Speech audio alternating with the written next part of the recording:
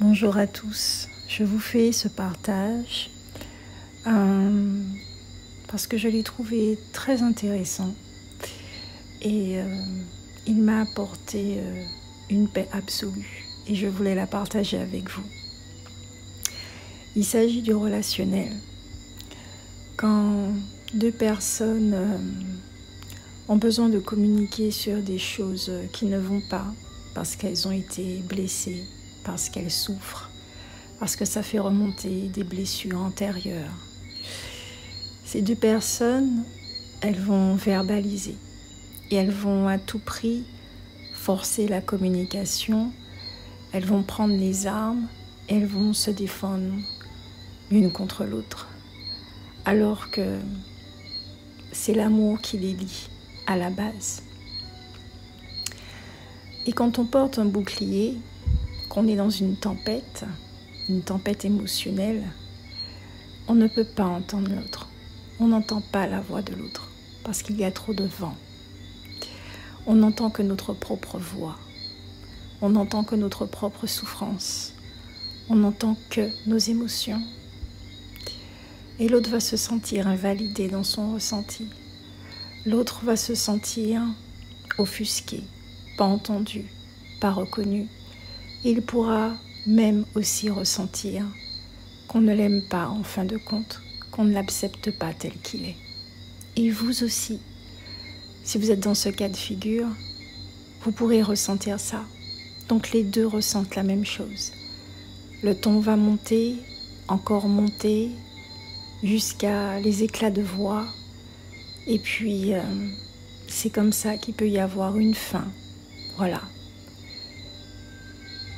Alors qu'en réalité, des informations que j'ai reçues et qui m'ont amené la paix, c'est que lorsque nous sommes dans un état d'accueil, d'acceptation et d'amour inconditionnel, que nous ne prenons rien personnellement, ce qui nous permet de ne pas réagir, nous sommes dans une totale écoute. L'autre peut nous accuser, l'autre peut nous dire des choses blessantes, l'autre peut nous mettre sur le dos le fait qu'il souffre. Il pourra dire beaucoup de choses. Et c'est là que c'est formidable. C'est qu'on saura que ce n'est pas l'autre qui nous parle, ce n'est pas l'amour qui nous parle. Ce sont ses peurs, ce sont ses souffrances. Alors on va accueillir cette souffrance à bras ouverts. On va rester silencieux et on va entendre. Parce que l'autre personne, elle a besoin de se vider. Elle a besoin d'être entendue. Elle ne pourra pas le faire autrement. Peut-être qu'elle va écrire. Peut-être que l'un des deux va dire « Stop, on va s'arrêter là, on va prendre un peu de recul pour mieux revenir et discuter paisiblement. » Mais quand on accepte l'état de l'autre, l'état émotionnel, quand on accepte que l'autre aussi ressent de la souffrance, nous sommes dans un accueil ultime.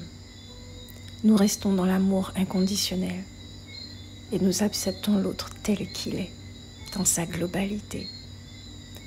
Et l'autre va se sentir compris. Il va ressentir l'amour. Il va ressentir la compassion. C'est ça qui va le rassurer. Il ne sera plus dans la peur. Il va revenir tout seul dans sa sécurité interne. Et il pourra, lui ou elle, être disposé à vous entendre aussi. Et là, la verbalisation, elle va changer. Elle sera autre, différente. Je ne dis pas de tout supporter.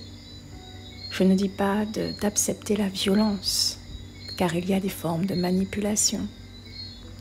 Mais lorsque nous sommes avec une bonne personne, qui ne nous veut pas de mal et qui est maladroite, nous le savons. Parce que nous aussi, nous pouvons dire des choses extrêmement blessantes lorsque nous sommes en colère, lorsque nous sommes tristes, lorsque nous souffrons et quand les blessures remontent. Se pardonner soi, pardonner à l'autre, savoir que nous sommes imparfaits, Oui, nous sommes imparfaits et nous ne cherchons pas la perfection. Nous cherchons tout simplement à ce que l'amour reste le point central de la relation et que ça soit l'amour qui guide nos conversations, notre communication, notre verbalisation. Avec tout mon amour.